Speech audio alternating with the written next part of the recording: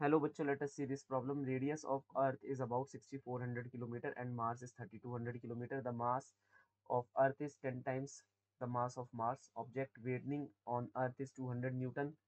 Find the weight on the surface of the Mars. अब हमसे कहा जा रहा है कि जो अर्थ का मास है वो 10 गुना है मार्स के मास के बराबर, और जो अर्थ की रेडियस है वो 2 गुनी है मार्स की रेडियस के बराबर। एक ऑब्जेक्ट है जो अर्थ पर कितना वेट कर रहा है, 200 न्यूटन। तो मार्स पर कितना वेट करेगा?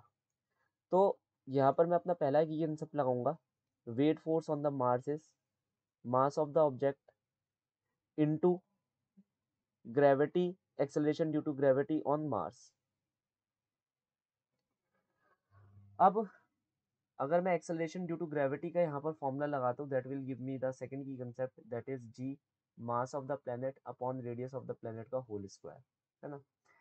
तो यहाँ पर हम इसे लगाते हैं, G mass of the planet कितना है, 1/10 times of mass of the earth के बराबर, और जो रेडियस ऑफ द प्लेनेट है इट इज 1/2 टाइम्स, तो 1/2 टाइम्स रेडियस ऑफ अर्थ के बराबर।